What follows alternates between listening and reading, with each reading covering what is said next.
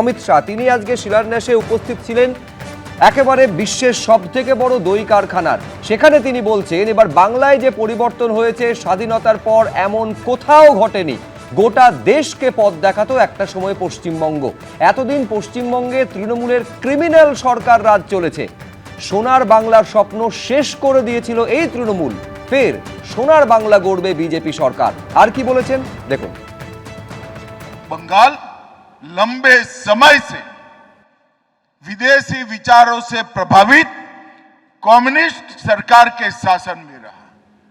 उनसे मुक्त हो गए तो विचारधारा विहीन, भ्रष्ट और करप्ट और क्रिमिनल तृणमूल कांग्रेस की सरकार की चुंगाल से फंसे और देखते देखते देखते हमारा सोनार बांग्ला का कल्पना, जिसका स्वप्न कवि गुरु टैगोर ने देखा था, वो नष्ट हो गया।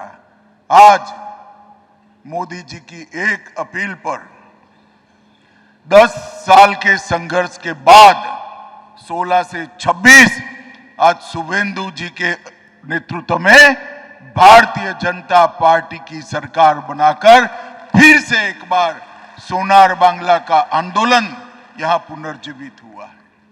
एक जमाना था मुख्यमंत्री को पत्र लिखते थे तो कहते थे हम गुजरात को घुसने नहीं देंगे।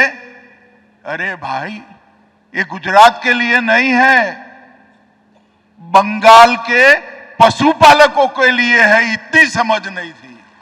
और परिवर्तन देखिए, मैंने गाड़ी में जाते जाते शुभेंदु जी को कहा, उन्होंने 30 एकड़ भूमि निशुल्क अमूल फेडरेशन को देने का मानकर यहां 2 बड़े प्लांटों का इन्वेस्टमेंट अपने यहां ला दिया।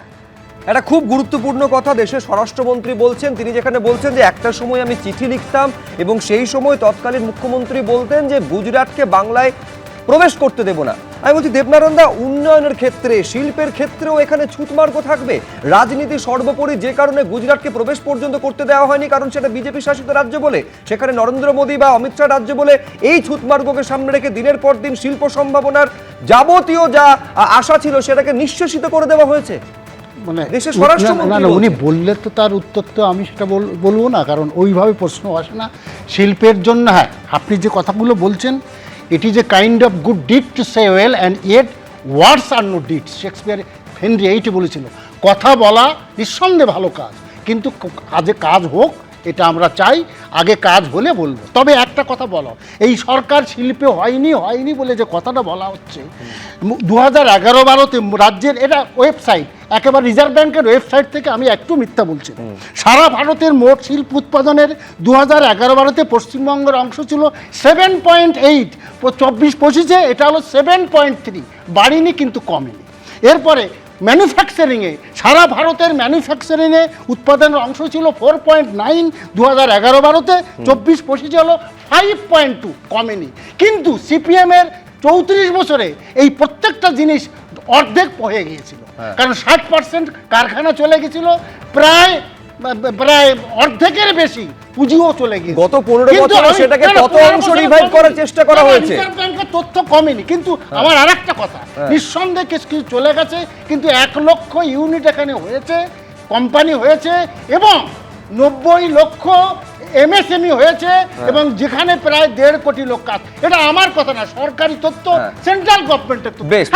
পূর্ণ হয়নি, কিন্তু এর জন্য অনেকটাই কেন্দ্র সরকার। আমি বলছি একটা সরকারি তথ্য দেবনারায়ণ সরকার দিচ্ছেন, আমি একটা সরকার যেহেতু সরকারি তথ্যই দেবেন, আমি আরেকটা সরকারি তথ্য দিই, যেটা শ্রমিক ভট্টাচার্য রাজ্যসভায় একেবারে প্রশ্ন করেছিলেন যে গত 14 বছরে কতগুলো কোম্পানি এই রাজ্য থেকে পাত্তারি গুটিয়ে দিয়েছে।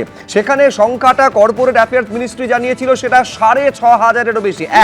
দ্বিতীয়ত দাঁড়ান এবং দ্বিতীয়ত জিডিপি, একটা সময় ন্যাশনালে জিডিপিতে, দেশে জিডিপিতে যত শতাংশ কন্ট্রিবিউশন আমাদের রাজ্যের ছিল সেটা দেশের 3টি লিডিং স্টেটের মধ্যে অন্যতম ছিল। সেটা কমতে কমতে কমতে কমতে কমতে কমতে কোথায় নেমেছে আমি এই আলোচনায় সময় থাকলে বিস্তারিতভাবে সেটা দেবো। কিন্তু আমি এইখানে হ্যাঁ আমি বলি তার সঙ্গে 15 বছরকে যোগ করুন। আমি এইখানে স্বপন দাসের কাছে আসবো। স্বপন দা, কেন্দ্রীয় স্বরাষ্ট্রমন্ত্রী বলছেন যে চিঠি লিখতেন, অথচ গুজরাটকে ঢুকতে দেওয়া হবে না বলে, বাংলায় ঢুকতে দেওয়া হবে না বলে এইটা তাকে বলা হতো। যেটা দায়িত্ব নিয়ে করা হয়েছে, একটা বিরাট শিল্প সম্ভাবনা যেটা টাটার হাত ধরে এই রাজ্যে আসতে পারতো, সেটাকে দায়িত্ব নিয়ে গুজরাটে পাঠিয়ে দেওয়া হয়েছিল, এবং তারপর বিরাট পরিবর্তন, এবং তারপর শিল্পের কি হয়েছে এ তো গত 15 বছরে সকলেই জানে। না, গুজরাটের ব্যবসাদারকে এখানে ঢুকতে দেওয়া হবে না, গুজরাটিদের এখানে ঢুকতে দেওয়া হবে না, কিন্তু এখান থেকে পরিযায়ী শ্রমিকরা গুজরাটে যাবে এবং তারা সেখানে গিয়ে কাজ করবে, এই ব্যবস্থাটা কিন্তু এই রাজ্যের সরকার করেছিল। আমার দেবনানন্দার কথা আমার খুব ভালো লাগছিল যে 1.5 কোটি এমএসএমইতে কাজ পেয়েছে, সেন্ট্রাল গভর্নমেন্ট 1.5 কোটি এমএসএমইতে কাজ পেয়েছে, শিল্পে জোয়ার এসছে, আইটি জোয়ার বলিনি সেক্টর তো। ইত্যাদি জোয়ার বলিনি, মোটামুটি কমেনি, বাড়া উচিত ছিল কিন্তু কমেনি। কোনো কিছু তো কমেনি। দেবনানন্দা আপনি বললেন, প্লিজ প্লিজ, আপনি বললেন, আপনি আনইন্টারাপ্টেড বলছেন। আপনি আমার হয়ে সব বললেন, আমি বলবো না, প্লিজ কন্টিনিউ। তাহলে আমাকে বলতে দিন। আমি একবারও দেবনানন্দাকে আপনাকে- থামালাম। স্বপনদা, যদি পশ্চিমবাংলায় এত উন্নয়নের জোয়ার থাকতো, এত কিছু থাকতো, তো 40 লক্ষ পরিযায়ী শ্রমিক পশ্চিমবাংলার বাইরে গিয়ে কাজ করতো না। একটা কথা তো মানতে হবে যে আমাদের এই রাজ্য থেকে শিল্পপতিরা ট্রেড লাইসেন্সগুলো সারেন্ডার করে দিয়ে, ব্যবসা বন্ধ করে দিয়ে, কারখানা বন্ধ করে দিয়ে, সব কিছু নিয়ে তারা পাট গুটিয়ে এ রাজ্য থেকে অন্য রাজ্যে চলে যেত। এটা তো ঘটনা, এটা তো ঘটনা। প্রত্যেক বছর সম্মেলন করে, গ্লোবাল সামিট করে মমতা ব্যানার্জি সারা বিশ্বের লোককে দেখাতেন, ভাই এসো আমার শিল্প এখানে তৈরি করো, আর সেখানে তারা কয়েক লক্ষ কোটি টাকার ঘোষণা করতেন, তারপর দেখা গেল তারা বুড়ো আঙুল দেখিয়ে এ রাজ্যে 1 পয়সাও তারা ইনভেস্ট করতেন না। কিন্তু সরকার সবে 2 মাস এসছে, দেবনানন্দ বলছে দেখার দরকার, সময় দরকার, আমি আপনার সঙ্গে একমত। কিন্তু একটা ছোটোবেলায় একটা কথা শুনেছিলাম যে একটা ওই উঠন্তি মূলো গাছকে দেখলে নাকি গাছটা কত বড় হবে, গাছটা ফলন কেমন হবে এটা বোঝা যায়। তো আজকের দিনে আপনারা যদি দেখেন চারদিক থেকে, আমূল আজকে আসা শুধু নয়, 2 মাসের মধ্যে সরকার সিদ্ধান্ত নিয়েছে যে সিঙ্গেল উইন্ডো হবে, যেখানে ক্লিয়ারেন্স পেতে গেলে সিঙ্গেল উইন্ডোতে হবে, তার জন্য বিভিন্ন উইন্ডোর ব্যবহার দরকার নেই। 100 কোটি টাকার উপর যদি কেউ কোনো প্রকল্প নিয়ে আসে, শিল্প করতে গেলে কি দরকার?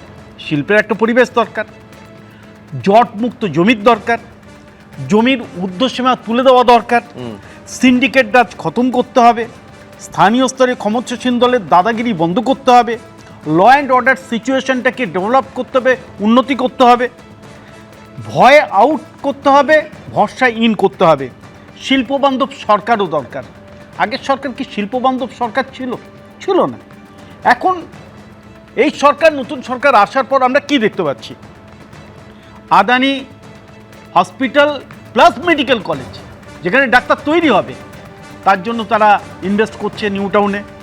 পিয়ারলেস জেএসডব্লিউর সঙ্গে একসঙ্গে গাঁট ছড়া বেঁধে তারা নতুন হসপিটাল তৈরি করার তারা প্রকল্প আনছে। একদম লাক্স 600 কোটি টাকা ইনভেস্ট করছে, শ্যাম স্টিল 15,000 কোটি টাকা ইনভেস্ট করছে, এশিয়ান ডেভেলপমেন্ট ব্যাংক আর কোরিয়ার এক্সিম ব্যাংক তারা মিলে ইন্ডাস্ট্রিয়াল করিডোর বা লজিস্টিক পার্কে হাবের জন্য 5,000 কোটি টাকা ইনভেস্ট করছে, আইটিসি এক্সপেনশন করছে।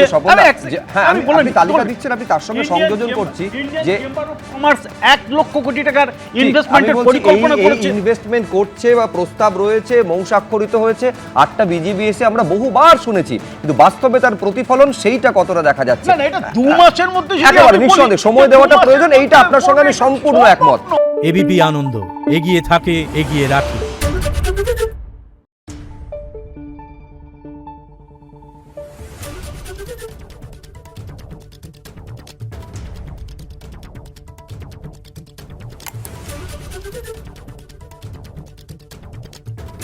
Thank you.